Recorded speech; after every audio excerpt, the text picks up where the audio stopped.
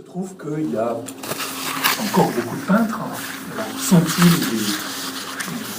des résidus, des survivants, ou ont-ils quand même quelque chose à produire, et la peinture a-t-elle encore quelque chose à produire, sans évidemment évacuer la réalité, les réalités des arts qui font usage des écrans de tout type.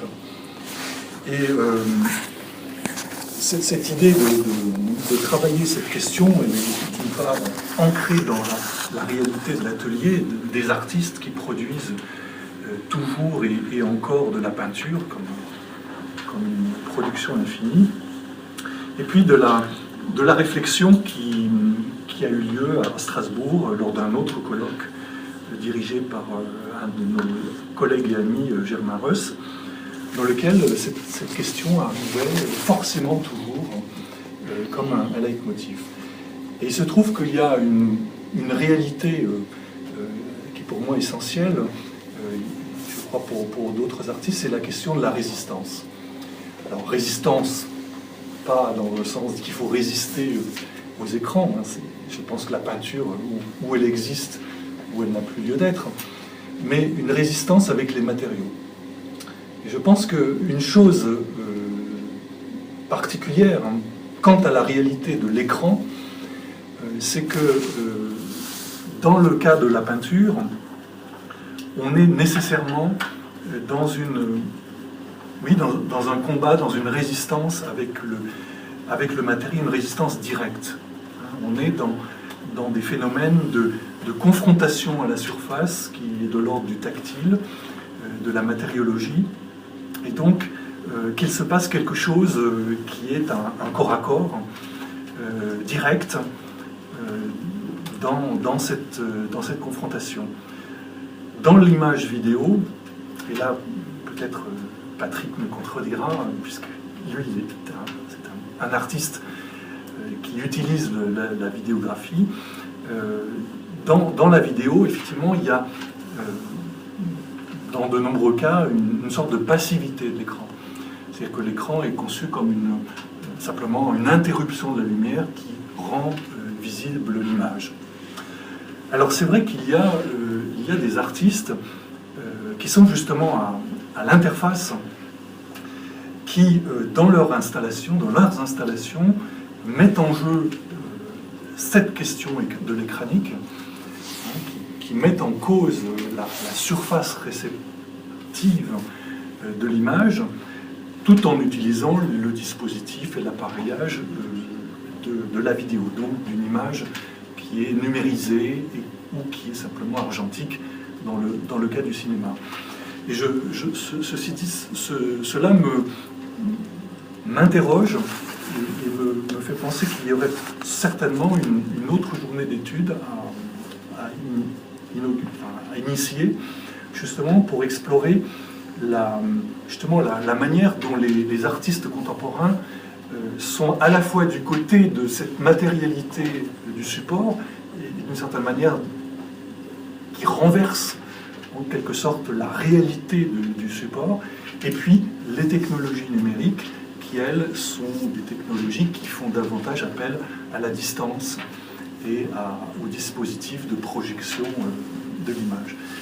Et je pense en particulier à des œuvres de Michael Snow, de Gary Hill, de Vergara ou de Plessy, pour citer quelques noms d'artistes contemporains qui utilisent les outils numériques et vidéographiques, mais avec des dispositifs, des installations qui mettent en cause la nature même de l'écranique, la vérité, la réalité de l'écranique. Et je pense que dans cette hybridation, il y aurait beaucoup de choses à explorer. Mais pour en revenir à ce livre-là, le parti pris était très simple, c'était d'interroger la tension qui pouvait exister entre, on va dire, les dispositifs picturaux, y compris traditionnels, dans son historicité, et puis les mécanismes, les nouvelles réalités de l'écranique. Et se demander, effectivement, puisque l'art contemporain, on veut dire l'art moderne, tout le XXe siècle, est conçu comme en fait une réflexion progressive et successive sur la nature de la surface, puisqu'on va finalement depuis les prémices avec des gens comme Matisse ou les Nabi, jusqu'à une prise en compte, une prise de conscience, une épuration de la nature même de la surface. C'est ça, au fond, un des grands vecteurs du XXe siècle, c'est cette montée progressive du fond de la surface pour qu'au fond, l'objet tableau devienne l'objet de la peinture. Et ça va aller jusqu'au monochrome, en quelque sorte, qui est un petit peu le point ultime où tout illusionnisme semble disparaître pour en arriver à la réalité simplement d'une surface avec de la couleur. Donc on a ce qu'on peut appeler une opacification de la surface et une mise en jeu de la réalité matériologique de la surface, dépouillée de toute figure, dépouillée de toute illusion. Donc ça, c'est un mouvement.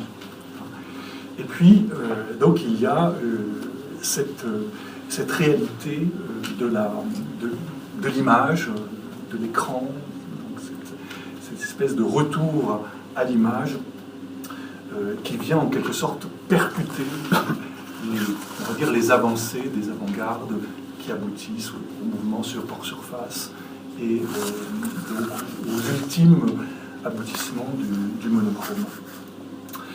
Donc il y a cette espèce de télescopage qui nous conduit effectivement à la vidéosphère, à ce que Régis Debray appelle la vidéosphère, à savoir cette espèce de flux continu d'images qui vient en quelque sorte bousculer la pensée de la surface des peintres. Et au fond, aujourd'hui, comment les peintres conçoivent-ils l'écran? Est-ce qu'au fond, la multiplicité du monde écranique a, en quelque sorte, bousculé et transformé la conception que le peintre avait de la surface? Voilà, c'est la question qui est posée par ce livre et qui donne lieu à de nombreux développements très intéressants. Les contributions sont passionnantes et je vais donner la parole aux co-auteurs qui me font l'amitié d'être là. Je dirais juste 2 mots. Je me suis intéressé particulièrement à De Gothex, à Jean de Gothex, qui est un peintre qui n'a pas aujourd'hui, à mon avis, la reconnaissance, l'importance qu'il a. C'est quelqu'un précisément qui va puiser dans la surface même des papiers et des textures de la toile pour produire l'image. Et donc l'écran, c'est aussi la toute petite épaisseur de la surface de la toile. C'est ça aussi. On a une extension et on a une profondeur, une épaisseur qui est souvent de l'ordre de 5 mm. Mais dans ces 5 mm, l'artiste met en jeu toute sa pratique, tout son savoir et on peut dire presque son corps. Il y a dans cette épaisseur-là. Voilà. Donc ça, c'est un artiste sur lequel je me suis penché. Je parlerai très brièvement de l'intervention de Christophe Viard, qui malheureusement ne pouvait pas être là, et qui, lui, a parlé de Sarkis, d'une vidéographie de Sarkis, qui est un artiste qui a travaillé sur Caspar David Friedrich, et donc, grand peintre romantique. Et Sarkis a fait de la peinture en hommage à Friedrich, mais il a déposé la couleur dans une surface d'eau. Et donc vous avez là une métaphore de la surface et une sorte de jeu avec la peinture, simplement la peinture se dissolvant, se dégageant. Donc très belle analyse de cette œuvre que je vous recommande vite. Je vous conseille également l'article, il faudrait que je conseille tout le monde d'Yves Chemoul, Yves Chemoul qui a soutenu récemment une thèse justement sur la question de l'écran dans la peinture. Donc c'est vraiment sa thèse que j'espère qu'il sera publié bientôt, est totalement dans le sujet. Je me permets juste de lire un très court passage de son article, qui je crois est particulièrement intéressant. L'écran, dans cette logique de l'image fixe, peut être considéré comme un médium véhicule, un échangeur et un transformateur. Dès lors, on peut l'envisager autrement que comme une surface inerte et passive, mais plutôt comme le lieu actif d'émergence de relations spécifiques régissant l'image et son support, l'image et sa surface. L'écran réalise hybridation et subversion de ces éléments constitutifs dans leur attribution et fonction attendues, et ce jusqu'au point où l'écran est l'image de l'écran, le lieu où le dispositif de l'œuvre fait corps avec le dispositif censé le rendre visible. Voilà donc un passage qui montre effectivement l'enjeu de l'écran, où finalement c'est la surface qui devient image, tout simplement.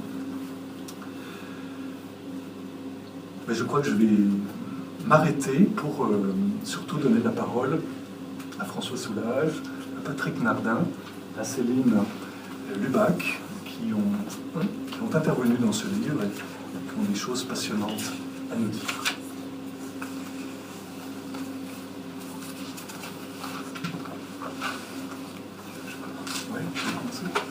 Alors, merci beaucoup à tous d'être là, et merci surtout à Eric d'avoir, je dirais, ouvert ce chantier.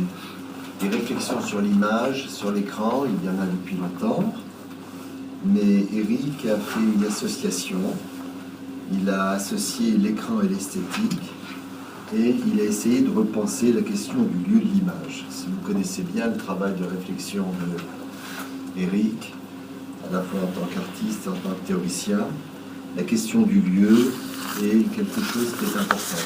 Il y a un livre qui va faire paraître bientôt, dans la logique du local et du global et dans la logique de la frontière. Voyez-vous, dans le couple écran-peinture, la peinture c'est encore du côté d'une incarnation, l'écran étant une autre manière peut-être de vivre cette incarnation.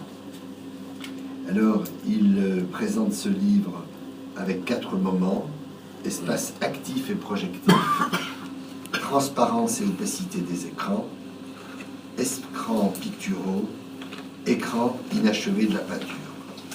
Ce qui me frappe, c'est d'une part des écrans qui sont, si j'ose dire, humanisés, qui sont des écrans anthropologiques sur lesquels il y a des activités et des projections, et puis des écrans qui sont du côté de l'art, avec des écrans picturaux. Et dans la question de l'écran pictural, c'est intéressant, il y a la question de l'inachèvement. Question de l'inachèvement qui se pose dans toute pratique artistique, et notamment depuis un siècle ou un demi-siècle, notamment avec la question blanchotienne de l'œuvre d'art, mais qui se pose aussi de façon spécifique et différente, même si c'est peut-être pas ce qui est centralement travaillé ici, avec les pratiques de l'écran. J'aime à dire que la photographie, c'est l'articulation de l'inachevé et de l'inachevable. C'est un peu aussi ça, ce qui peut se jouer dans l'écran et dans le rapport à autre chose qu'est cet écran. Je me suis permis, dans ce volume, de donner une contribution en partant d'un phénomène extrêmement connu, qui est la double dimension psychanalytique que l'on peut avoir de l'écran. Nous savons tous que Freud a montré avec justesse les 2 sens du mot écran. C'est à la fois le lieu d'une projection, mais c'est aussi le lieu qui m'empêche à aller au-delà. Un peu comme on va parler du bronzage et d'un écran pour ne pas bronzer. Ce qui est intéressant, je crois, dans cet écran, vu du côté psychanalytique, et j'allais dire, et conséquemment du côté artistique, c'est qu'il y a l'installation d'un paradoxe, pourrait-on dire au moins, d'une contradiction. Le lieu d'une projection, le lieu où on ne peut pas aller au-delà. Une sorte de leurre. de l'heure constitutif, de l'heure que le vieux Platon nous avait déjà indiqué il y a bien longtemps. Et cette contradiction, elle ne peut pas ne pas nous pointer vers le concept central chez Freud, qui est le concept d'inconscient, qui, d'après cet auteur, ignore la contradiction. Je ferai juste une remarque que je prendrai en finale. Et ce qui caractérise aussi l'inconscient, pour Freud, c'est qu'il est hors le temps. Mais après cette indication de l'approche freudienne, qui peut nous enrichir beaucoup, car qu'est-ce qu'une œuvre d'art sinon la gestion de contradictions, ou la mise en place, la construction de contradictions.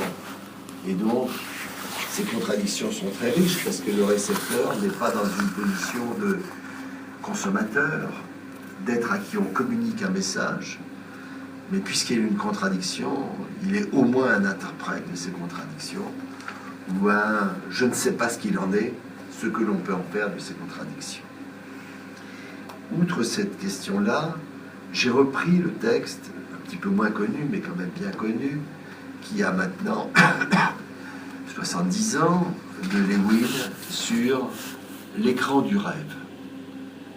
Notre auteur, le psychanalyste, a essayé de réfléchir sur le rêve comme premier dispositif d'écran, et peut-être même, et là je parle à côté de Patrick, peut-être aussi d'un certain cinéma.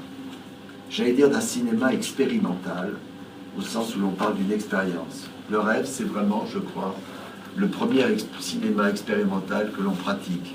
Et ce qui fait que certains travaux de cinéma qualifiés d'expérimentaux nous mettent dans une ambiance de rêve. Je me souviens du travail que vous avez montré, Patrick, le 15 avril dernier, lors de la journée sur le flou, où tu nous avais montré des travaux qui étaient vraiment tout à fait intéressants, parce qu'on était dans une suspension qui nous rappelait parfois des moments suspendus, si bien décrits par Proust et par d'autres, qui est soit entre la veille et le sommeil, soit carrément dans le rêve, où les choses sont floues, les choses passent. Et Lewin a essayé d'étudier ce qu'il a appelé l'écran blanc.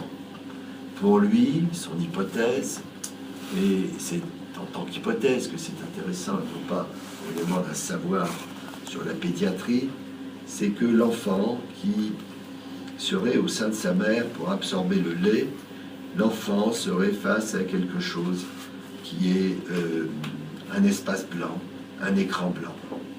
Et là, je me retournerai, faisant un petit clin d'œil, mais peut-être qu'il ne le comprendra pas, mais moi je comprendrai le clin d'œil que je lui fais à Michel. Peut-être que c'est la première fois que j'avais fait une communication avec toi, il y a 25 ans déjà. C'était à la très belle journée que tu avais fait le 2 novembre, donc 88, pour la Saint-Narcisse, où tu avais fait quelque chose sur, justement, je ne sais plus le sujet, je sais ce que j'avais dit, mais je ne me souviens plus. Le colloque sur le visage. Sur le visage, c'est ça, le visage des visagers.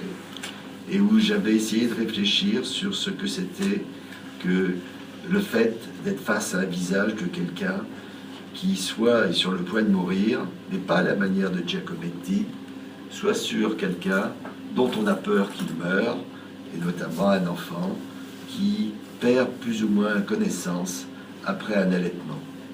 Et donc, on est donc renvoyé, voyez-vous, à quelque chose de profond. Et je crois que l'écran nous plonge toujours dans une situation de fascination et de profondeur et avec une dimension existentielle extrêmement forte qui fait que beaucoup de choses se réactualisent dans tout ça.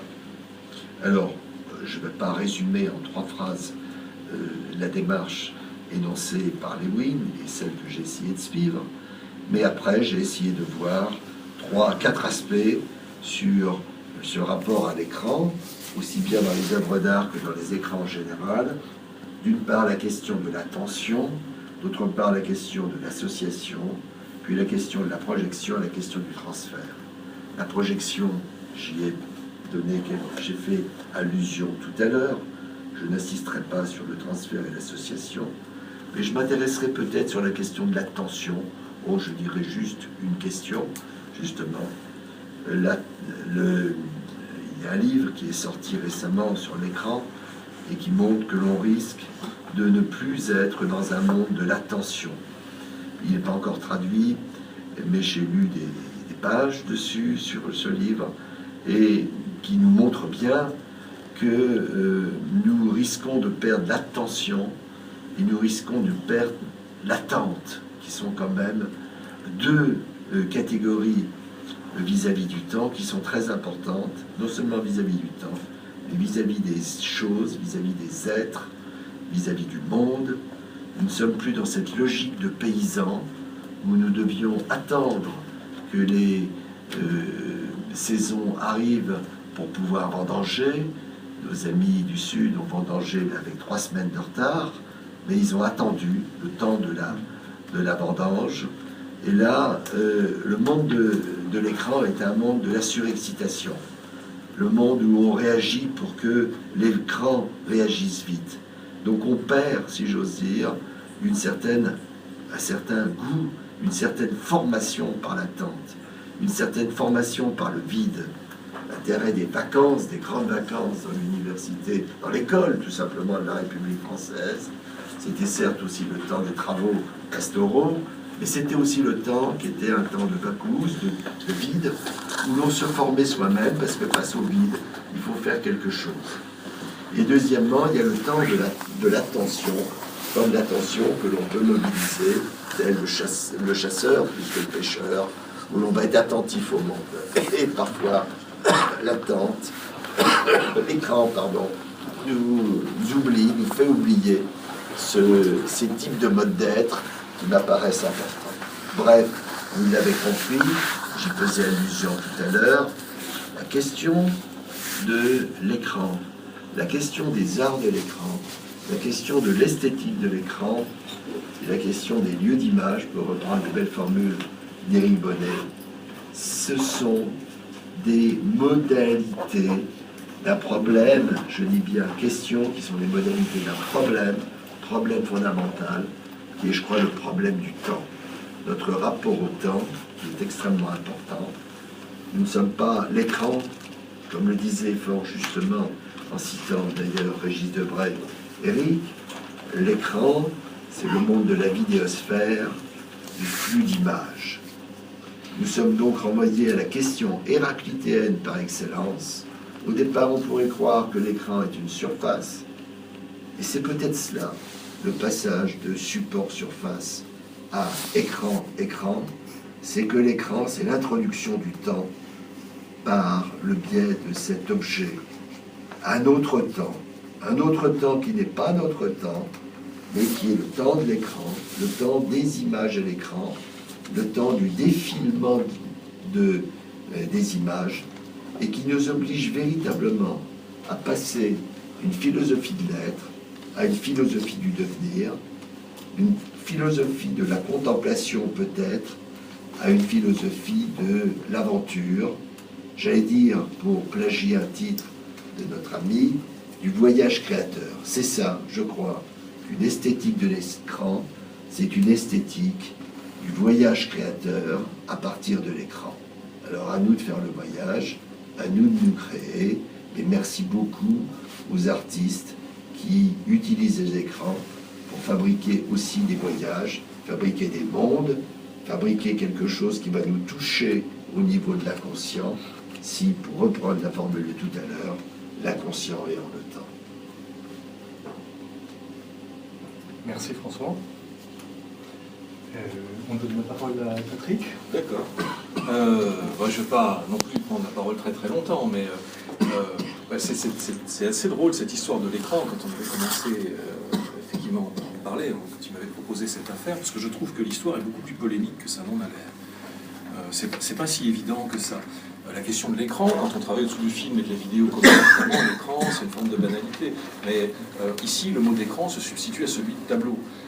Ce qui est une manière d'interroger de façon assez polémique, on va dire, le destin de la peinture, et une manière de l'envisager, non pas par son propre, enfin par son existence coutumière, mais par une espèce d'extérieur qui est le langage du cinéma. Tout tout cas un langage un petit peu différent. C'est pas aussi simple que ça, mais c'est quand même une question très intéressante. Alors, cette histoire de l'écran, finalement, par rapport à la peinture, elle est assez ancienne, parce que lors d'une autre journée d'études, j'ai eu l'occasion d'évoquer la peinture pompier. Alors, peinture pompier, pensez à la peinture du 19e siècle, on appelait la peinture pompier, les peintres du 19e qui mettaient des casques à tout le monde. Pensez à l'affiche de Gérôme pour son exposition au musée d'Orsay il y a peut-être 2 ou 3 ans. Et donc c'est une peinture qui fonctionne sur la base du spectacle et qui figure une espèce de pré-cinéma, et dont le fonctionnement de l'écran est très différent de ce qu'a énoncé évidemment Éric tout à l'heure, puisque pour que le spectacle fonctionne, il faut que tous les moyens techniques se dissolvent derrière ce spectacle. Donc la peinture doit être transparente et inexistante. Et à ce moment-là, le spectacle apparaît.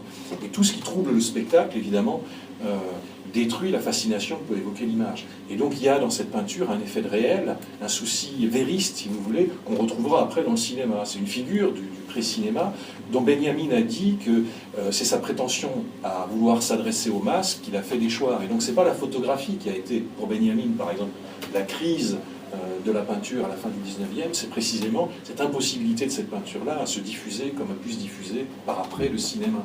Donc c'est une histoire qui est très ancienne, également sur les questions liées à la temporalité. Il faudrait creuser cette affaire-là. Mais cette affaire de l'écran, si on la repose de façon contemporaine, elle signale effectivement une certaine approche aujourd'hui radicalement différente de ces questions. Moi je repense, j'ai repensé en tout cas quand j'ai travaillé sur cette question à un texte de François Dagonier, que certains connaissent peut-être, qui a été écrit il y a une vingtaine d'années, qui s'appelle Pour l'art de l'objet, pour l'art d'aujourd'hui, de l'objet de l'art à l'art de l'objet, ou quelque chose comme ça, mais c'est pour l'art d'aujourd'hui. C'est un texte qui a une vingtaine d'années, dans lequel Dagonier se réjouit de la disparition de la peinture. C'est-à-dire il voit la peinture comme quelque chose qui aurait progressivement disparu au cours du XXe siècle pour être remplacé par une certaine conscience de l'objet. Ce qu'il voit, c'est que les artistes qui jusque-là ont travaillé le plan cessent de travailler le plan pour aller à la conquête de l'espace. Donc c'est la disparition du plan. Donc la disparition d'une certaine façon de l'écran aussi. Alors la conquête de l'espace par la peinture, c'est l'apparition par exemple chez les cubistes d'objets réels mis dans le tableau. C'est-à-dire je colle des trucs, des bouts de bois, des articles de journaux, donc c'est un réel concret qui s'affiche à ce moment-là dans le tableau. Et le travail de Pollock, il l'assimile également à ça, puisqu'il ne travaille plus avec les objets traditionnels de la peinture, il la jette, il ne touche plus la surface, il la pose par terre, et il travaille avec des boîtes de conserve, enfin des objets comme ça. Fontana, c'est pareil, c'est l'existence de la peinture comme objet, etc. Et il fait une définition du peintre comme un expérimentateur qui se serait enfin débarrassé de toutes ces choses inutiles qu'on utilise par exemple de Goethe, c'est-à-dire l'encre, le papier, le crayon, enfin toutes ces choses-là ne servent plus à rien. Aujourd'hui, l'artiste est un expérimentateur qui fusionne en lui l'invention de l'artiste et le pouvoir social, on va dire, du designer. Et donc il invente comme ça une nouvelle figure de l'artiste. Et évidemment, il y a là une vision assez apocalyptique qui a été finalement la vision du monde de l'art pendant de très nombreuses années. Où il devenait impossible. On peut toujours chercher, par exemple, dans une école d'art, un étudiant qui fait encore de la peinture. Ils ne sont pas très très nombreux. Donc il y a eu cette pression autour de la peinture. Et en même temps, quand on lit le travail de Dagonier, il y a une certaine manière de sans arrêt parler de la peinture sans vouloir le dire, et ce qu'on constate à la fin, c'est que finalement c'est une idée dont on n'arrive pas à se débarrasser. C'est que ça reste là. Ça nous travaille d'une façon ou d'une autre, et que ça existe, par exemple, dans des systèmes ou dans des situations qui ont a priori rien à voir avec la peinture. Je regarde la peinture de Bill Viola, surtout les films très anciens, c'est effectivement une manière de déplacer la peinture hors de ses objets ordinaires, l'huile, les pâtes, etc., mais pour la travailler dans un espace qui est celui des appareils, si vous voulez. Mais il y a là une espèce de reprise de la peinture, même une reprise de la peinture en supprimant du champ, c'est-à-dire en allant rechercher des références chez Turner, la peinture du 19e, etc. Et c'est quelque chose qui travaille de façon très profonde l'histoire de l'art vidéo.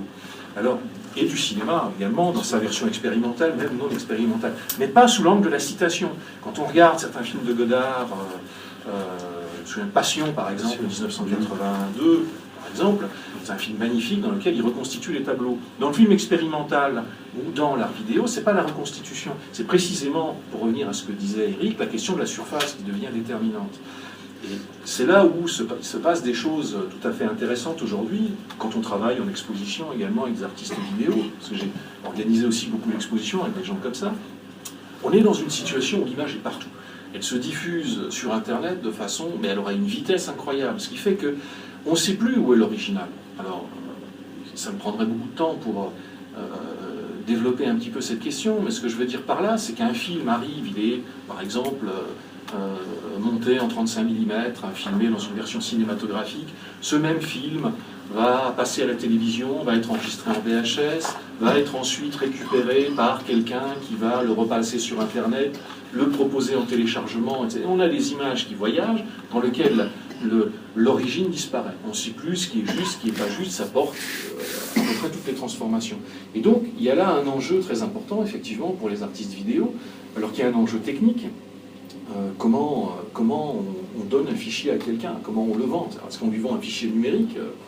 Alors au Centre Pompidou, on achète des cassettes, ça s'appelle du Betacam, et donc ça situe un master, une espèce d'original qui existerait comme un objet. Mais en fait, on sait déjà que tout ça c'est perdu, enfin, que maintenant ça circule dans tous les sens. Et donc les vidéos sont toujours accompagnées de prescriptions extrêmement précises. Alors, par exemple, Douglas Gordon, 24 heures chrono ou d'autres sont. Alors, il y a des prescriptions extrêmement précises sur la taille de l'espace, la taille de l'écran, la distance du projecteur, etc., qui installent vraiment cet écran dans l'espace, avec des fonctionnalités qui dépassent ce qu'on pourrait attendre simplement d'une image. Et alors, la position de cet écran, sa spatialité, la manière dont on va organiser l'apparition de l'image devient un enjeu déterminant qui précisément rapproche, on va dire, le travail de la vidéo du travail des peintres. On va projeter sur des dispositifs de fumée, on va projeter sur de l'eau, on va projeter sur un écran à certaines distances du mur pour ces différentes questions. Et donc il y a une forme d'unicité de l'image vidéo qui apparaît et qui ramène évidemment cette question d'une image qui est par définition délocalisable dans l'ici et maintenant du lieu d'exposition. Voilà, alors l'intérêt, grand intérêt effectivement de cette journée d'études, en tout cas pour moi, ça a été le fait que ça a fédéré des discours qui a priori n'étaient pas faits pour se rencontrer. Alors, des gens qui travaillent plutôt sur la peinture, ou des gens qui travaillent plutôt sur les appareils, et on voit bien comment la question nous travaille tous dans des registres et à des moments très différents. Donc c'était vraiment une journée intéressante de ce point de vue. Et alors, dans le texte, je ne vais pas trop en parler, j'ai plutôt évoqué mon travail d'artiste, et que j'ai appelé un cinéma en pièces détachées, parce que ce sont des films qui sont faits, effectivement, image par image. Et donc parmi les choses que je fais maintenant, c'est un cinéma de papier.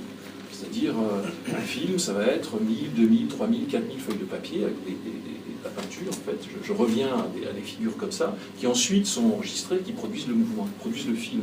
C'est-à-dire, je reviens à une forme d'un cinéma minimaliste et structurel, c'est-à-dire où le cinéma n'est pas pensé initialement comme un mouvement, mais pensé comme une succession d'images fixes. Alors on retrouve là les théories de Peter Kubelka ou d'autres, on peut aller très loin sur ça. Je me suis rapproché par exemple d'artistes cinéastes expérimentaux autrichiens ou japonais qui travaillent un peu sous cette forme, mais dans des figurations un peu différentes. Ce qui fait que je fabrique une espèce de cinéma du found footage, c'est-à-dire des images trouvées, récupérées, etc., mais en essayant de recopier le film avec des moyens qui ne sont plus les moyens du cinéma. C'est-à-dire je crée une espèce d'élément de transaction entre les deux. Voilà, ça fait un peu... c'est cette figure-là où je suis vraiment une espèce de frontière comme ça entre les écrans, d'où le titre, le cinéma en pièces détachées, qui est un petit peu particulier par rapport à ça. Voilà, je ne peux pas en dire plus, hein, parce que ça va être trop long. Merci, et je rappelle que la couverture, hein, c'est une œuvre de Patrick, un petit peu tirée vers le violet. Mais ça, c'est très beau. C'est projeté. C'est un très beau bleu. Ouais, c'est une installation vidéo en deux parties qui appartient au FRAC Langue de Roussillon. Donc c'est deux très grands écrans avec des mouvements de voiture. Donc c'est un pur mouvement coloré dans la nuit. J'aurais pu amener le film, j'ai été bête.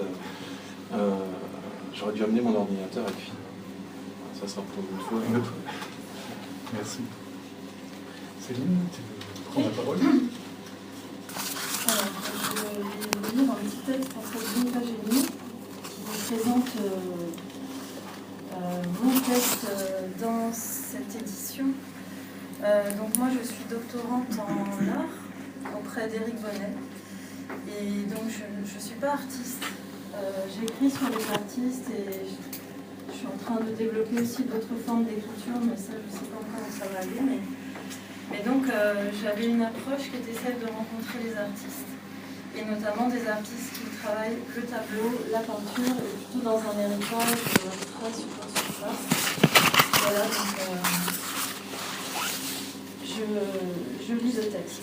Alors, répondant favorablement à la demande d'Éric Venet de venir ce soir vous faire part de la contribution à l'ouvrage sur les esthétiques de l'écran, dans lequel nous allons chercher à y voir plus clair et à cerner ces lieux d'image, il m'apparaît important de souligner que les artistes sur lesquels je travaille dans le cadre de ma thèse s'avèrent plutôt contre l'utilisation des nouvelles techniques et de leurs dispositifs de projection. Voilà, donc déjà, pour moi, un écran, là, par rapport aux artistes que j'ai rencontrés, donc s'agissant de pratiques picturales, la plupart abstraites et pour autant contemporaines, puisque ce sont des gens de notre époque, je n'ai pas eu la chance de m'immiscer dans les interstices de la photographie ou de l'image numérique, qui viendrait servir de base à la peinture ou au contraire lui faire écran. Dans cet évitement, cette substitution ou ce contournement, j'ai vu là un geste fort de la part d'artistes qui souhaitent au final traiter de l'image, mais en iconoclaste, c'est-à-dire tout simplement et sans utiliser de mots surdimensionnés, de façon à écarter volontairement de leur œuvre et de leurs préoccupations poétiques les images toutes faites, comme s'il fallait faire le vide dans les esprits. C'est donc à ce niveau symbolique et imaginaire des images que j'ai dû situer les quelques réflexions que je livre dans ces pages et qui reflétaient l'avancement éclectique de mes travaux de recherche. En sachant qu'en plus, cette journée d'études a eu lieu il y a 3 ans. Et pour moi, j'étais vraiment au départ de ma recherche. Et c'est vrai que j'avais l'impression d'un kaléidoscope, voilà, à la rencontre d'artistes très différents. Donc, dans l'intérêt que je portais à l'élaboration de ces œuvres de peinture telles qu'elles émergent pour ces artistes, dans leur esprit, donc dans la façon dont ils en parlent, puisque j'avais pu parler avec eux, et à l'atelier dans la façon dont les choses adviennent et la peinture se fait, il a fallu adopter un angle d'approche poétique respectueux des faits et gestes des artistes et de la symbolique qu'ils impliquent. Donc j'ai pu me frayer un chemin, mais submergé d'images, qui paraissaient néanmoins s'en dégager et ménager des espaces pluriels, et ça c'est vrai que c'est important, avec ces images et pourtant sans, dans leur absence implicite, comme si elles étaient complices de ces déplacements. Et c'est vrai qu'en discutant avec ces artistes, je me rendais compte qu'ils travaillaient avec des images, que ce soit des images qui étaient dans leur tête ou même des références iconographiques présentes dans l'atelier, même si c'était des gens qui essayaient de tout faire pour les évacuer ou les contourner. Donc l'image était sans doute pour eux un écran, mais en même temps ils replaçaient la peinture aussi comme un écran pour faire face ou peut-être résistance à ces images-là. Donc la lumière des écrans ne nous parvient pas d'une source clairement identifiable ici, dans ces démarches. Donc par exemple d'un vidéoprojecteur qui aurait été utilisé par tel ou tel artiste pour projeter une image à redessiner sur la toile, mais bien par des cheminements intellectuels propres à la symbolique de la surface picturale et du plan du tableau. C'est ainsi que je peux présenter ensemble des artistes certes peintres, mais qui ne se connaissaient pas nécessairement et dont les œuvres nourrissent entre elles quelques antinomies. Donc de Joël Kermarek, artiste narratif multimédia selon ses dires, alors qu'il fait usage des outils traditionnels, à Jean Laube, plus préoccupé par la question de la construction du support et de sa surface, donc vraiment dans un héritage français, jusqu'à la peintre d'origine américaine Shirley Jack, dont la pratique abstraite s'établit grâce à ce lieu commun qu'est la composition. Plusieurs lectures de l'écran ou de son absence sont possibles, car tous ici fabriquent des tableaux, établissent des choix, cadrent une vision si ce n'est une image en particulier, une représentation propre à être contemplée par d'éventuels regardeurs. Donc excellent exercice pour la doctorante que j'étais et suis encore toujours, qui consiste à m'interroger sur l'une des qualités propres à la surface picturale, laquelle, par extension, aurait donné corps à nombre de surfaces de projection, que nous pourrions alors qualifier d'écran même s'ils n'en sont pas toujours, comme la feuille de papier machine, la page blanche du traitement de texte en surimpression du fond d'écran, qui s'organise dans des va-et-vient entre surface et profondeur, ce qu'on peut tous expérimenter devant un ordinateur, de l'écran si bien nommé du cinéma à celui des téléphones. Et si tout cela ne provenait pas en somme d'un seul et même cadre, celui imparti par la peinture au XVe siècle en Italie, donc en Occident. Et si toutes ces fenêtres n'étaient pas pensées selon un seul et même tableau, celui de la Renaissance. Sans tomber dans une réduction facile du propos, nous nous devons de creuser ces questions, nous qui sommes envahis d'écrans et des images qu'ils véhiculent.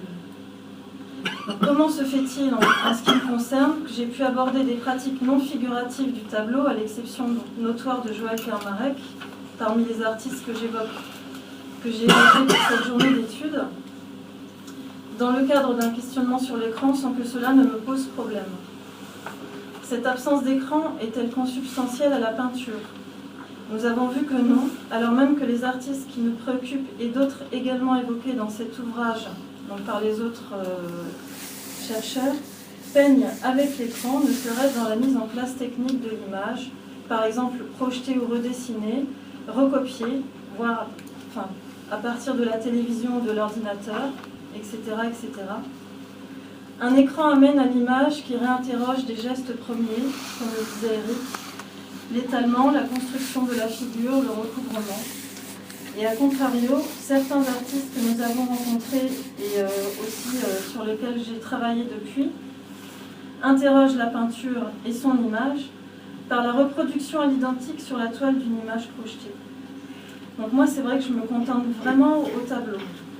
Faire usage d'un appareil technique qui pose la toile comme un écran, dans cette fonction première d'une surface projective, c'est dématérialiser la peinture pour renvoyer à son histoire, et donc à sa localisation artistique et historique, pour nous, contemporains des images projetées et en mouvement, sans geste ni main d'homme. Bon. Voilà, je ne sais pas vous embêter plus. Je vous remercie. Merci, Céline. Merci beaucoup. François, tu prends la parole? Oui, quelques mots après une journée merci à Eric de faire participer à ce livre, à cette journée d'études qui était diverse, comme a dit Patrick. Et j'interviens dans un quatrième moment avec Agnès Poiret et d'autres sur cette question de l'écran inachevé de la peinture. Moi, je ne suis pas quelqu'un de véhément en tant que peintre. J'ai l'habitude de dire que la peinture n'est pas résistante, elle est dépassée, mais elle est néanmoins persistante. Elle peut être... et je fabrique des écrans. La dernière peinture que j'ai faite de 2,70 m sur 1,50 m, c'est quelque chose, comme vous avez dit, qui essaye de dépasser cette formule du tableau. Ce sont à la fois des rouleaux très simples, donc il n'y a plus de châssis. Ça devient des panneaux qui s'assemblent par lait et ça finit par faire une peinture murale, puisque le matériau que j'utilise, c'est quelque chose qui sert, un petit peu comme on le ferait ici, à recouvrir des murs qui ne seraient pas plats, ce qui donc je joue un peu sur les trois tableaux, rouleaux, panneaux, muraux, mais c'est pas une chose que j'ai évoquée là dans ce texte, qui portait sur une autre manière d'écran. Et pour dire aussi cette surface qui n'est pas forcément plane, j'ai beaucoup fréquenté les grottes préhistoriques et les préhistoriens, et pendant un moment j'ai critiqué cette notion d'écran en pensant que entre la production, c'était surtout une question d'apparition, c'est-à-dire que les préhistoriques ne projetaient pas forcément une image, mais les préhistoriens très bien montré n'étaient pas insisté beaucoup là-dessus. Il y avait une apparition de l'image au travers de la paroi et souvent même une communication qui se faisait par la parole. Je suis un peu revenu de ça dans la mesure où je pense que c'est quand même une sorte d'interface entre cette apparition qui vient de la matière et de la surface et puis ce qu'on a dans la tête, c'est-à-dire ce qu'on appelle tout simplement la projection. Vous voyez bien d'ailleurs que les peintres préhistoriques autant utilisaient les reliefs de la surface et autant utilisaient ce qu'ils avaient envie de projeter. Ils allaient faire des rhinos si c'était des rhinos, des chevaux, et voilà. Et c'était pas que ce qu'ils voyaient dans les méandres de la paroi. Sur le texte là que j'ai donné, je me suis concentré sur quelque chose qui fait écran, c'est-à-dire qui fait obstacle, quelque chose qui fait, comme j'ai dit tout à l'heure à mes étudiants, qu'il n'y a pas de page blanche, il n'y a pas de feuille blanche, c'est un artifice, un très beau passage chez Robert Musil sur la construction du plan. Il dit c'est le premier homme qui a repéré un plan d'eau très plat, donc ça s'est transformé en tableau, en fait, etc. Mais il y a une citation très connue de Deleuze que je mets à l'origine de mon texte. C'est une erreur de croire que le pape est devant une surface blanche, parce qu'il a plein de choses dans la tête, beaucoup de choses dans l'atelier, comme ça a été dit là. Et notamment donc ces questions de liaison, d'héritage et d'influence, dans lesquelles j'avais envie de travailler sous l'ordre de ce que j'ai appelé la fable de l'influence. François Soulages indique que la fable, ce que raconte un artiste, c'est une sorte de parole liée, enfin une sorte de scénario de production qu'il invente comme ça. C'est une nourriture qui finalement féconde ou fertilise l'écran. Ce n'est donc pas blanc. Et Deleuze, dans sa logique de la sensation, continue en disant que finalement le peintre ne projette rien, n'amène rien, mais il doit désencombrer, il doit nettoyer, il doit justement faire un peu le ménage. Et je m'intéressais dans cette question de temporalité, je suis vraiment d'accord avec ce qu'a dit François Soulages tout à l'heure. On est passé, ce qu'il me disait un jour dans un entretien critique du Sigmundsman, de cartographie de temps à d'espace. La peinture était plutôt traditionnellement de ce côté-là, à des cartographies de temps, et ça, quels qu'en soient les médiums utilisés aujourd'hui, etc. Et il y a une cartographie de temps qui, dans ces choses qui faisaient écran et à la fois projection, c'est-à-dire faisait obstacle à la vision de la création artistique et faisait en même temps projection dans la création artistique, c'est ce phénomène de lien et d'influence ou ces images qu'on apporte ou qu'on a en nous qui nous relient aux autres artistes, etc. Et ça fait longtemps que j'ai essayé de penser ce phénomène-là en phénomène de temporalité, c'est-à-dire avant, pendant, après. Et j'ai essayé donc de tester un petit peu, d'essayer de reconstruire cette fable de la peinture, toujours finalement une histoire, une fable, tout ça. Et donc dans ces trois temps, il y aurait évidemment ce qu'on va choisir volontairement. Et d'abord, bon, c'est une critique de cette notion d'influence que j'ai menée, et d'accord avec les historiens d'art, la plupart. Bon, il s'agit moins maintenant d'influence du modèle vers le résultat, du maître vers l'élève, etc., que d'un jeu tout à fait inverse qui se retourne, c'est-à-dire qu'il s'agit toujours d'un individu subjectif qui va choisir ou pas un antécédent, des liaisons, des relations, etc., et construire une sorte de femme. Alors, dans l'avant-coup, finalement, dans le projet, il y a toujours la possibilité de choisir des repères, des images qu'on projette, des images qu'on se donne. Bon, je passe assez vite sur ce que j'ai appelé les sources, mais qui finalement étaient peut-être des choses auxquelles redonner du sens, hein, et finalement redonner à cette notion d'influence une dimension dynamique, vivante.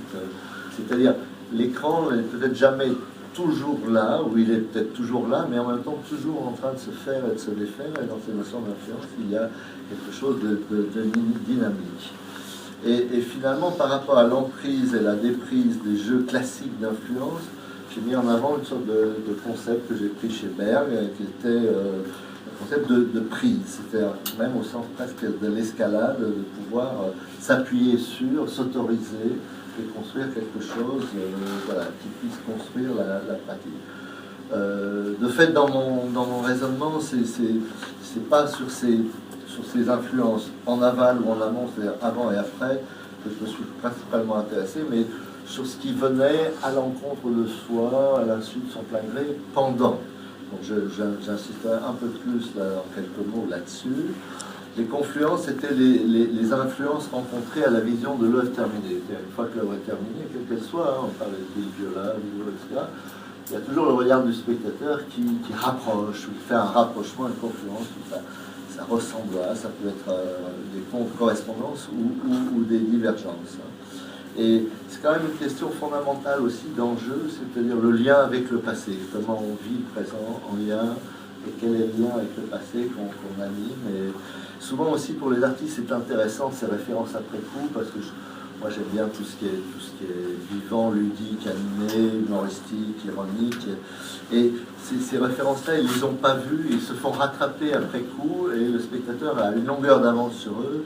Il dit « Ah oui, ça c'est vraiment dans ce cadre d'influence, ça ressemble. » voilà. Et donc là, il y a un phénomène de convergence et de confluence. Donc j'ai filé une sorte de métaphore très atmosphérique pour toutes ces questions de fluide. Donc influence, il y a fluence, il y a flué, cette dimension dynamique. Donc confluence, c'était une manière finalement pour l'artiste, au final, à l'œuvre une fois faite, de se retrouver dans une sorte de confluence avec un autre. Pour moi, ça dépasse des rapports artistiques, ça vient à une philosophie. Alors, je ne suis pas philosophe comme François, mais c'est toujours, me semble-t-il, la question de la définition de ce qu'on veut de l'autre et du rapport à l'autre. C'est comment on se définit à l'autre, comment on fait lien, prise, déprise, cheminement avec, contre, etc. Alors, je me suis attardé un peu plus dans ce texte sur ce qu'il faisait écran effectivement pour l'artiste, et pour moi, là, je me suis pris un petit peu comme cobaye, ce que j'ai appelé les résurgences, c'est-à-dire les références inconscientes qui faisaient jour et qui vraiment travaillaient inconsciemment, entre guillemets, pendant l'instauration de l'œuvre. Et ça m'a fait penser justement à ces cours d'eau qui disparaissent et réapparaissent, c'est ça qu'on appelle justement des résurgences.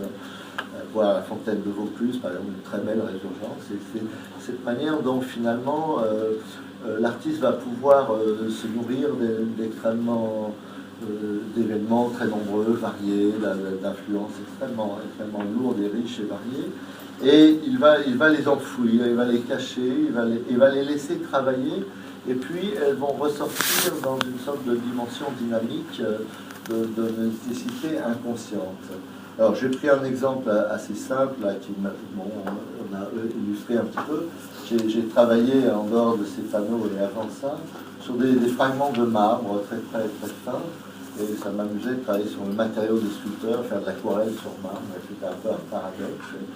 Et je me suis absolument pas souvenu que j'avais vu une très belle exposition d'un très beau travail de Bryce Marden une vingtaine d'années avant.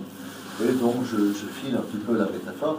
Alors il s'agit justement pas de ressemblance ou pas de rencontre qui soit simplement formelle. Ce que j'essaye de montrer, parce que c'est assez impudent de ma part de faire une résurgence entre mon travail et celui de Bryce Marden, des choses qu'il a fait un peu parallèles, un peu à côté de son œuvre aussi, sur les séjours dans les îles grecques, enfin, en se laissant plus aller, enfin, des choses comme ça. Un peu, moi, c'était aussi un séjour de vacances à Carrare, avec des fragments de... Je veux dire, c'était pas l'atelier habituel, c'était un peu en dehors de ces choses-là.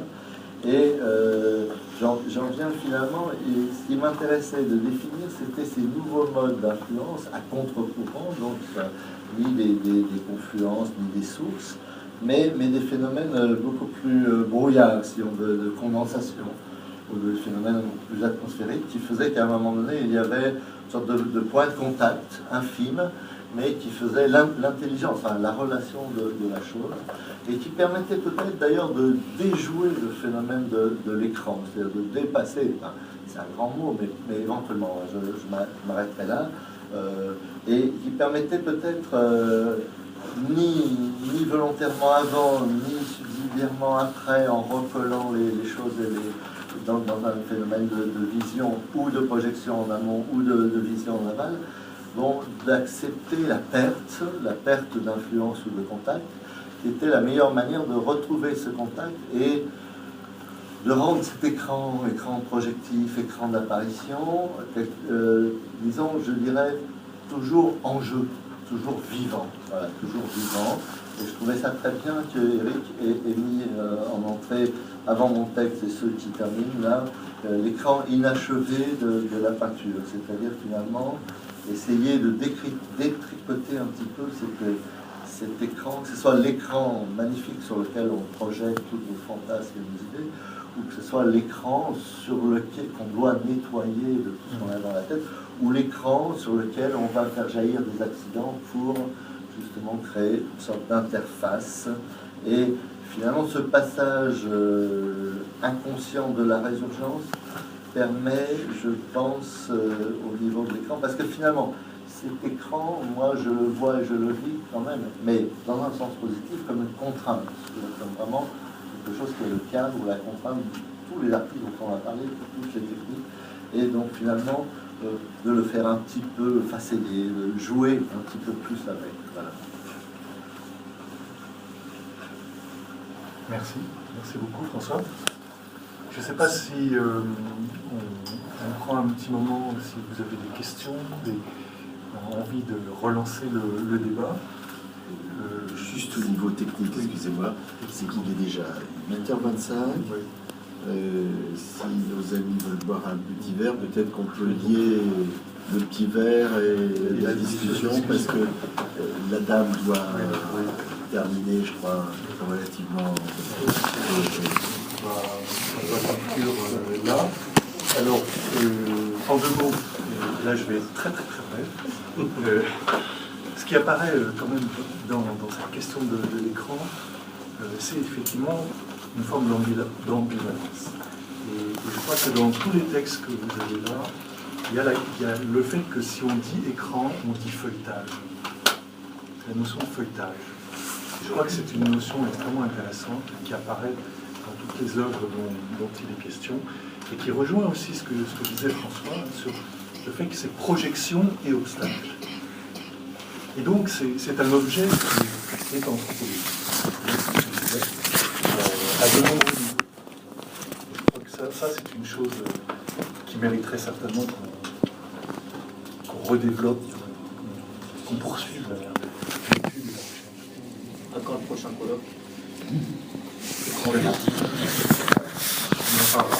En tout cas, merci beaucoup. Merci beaucoup.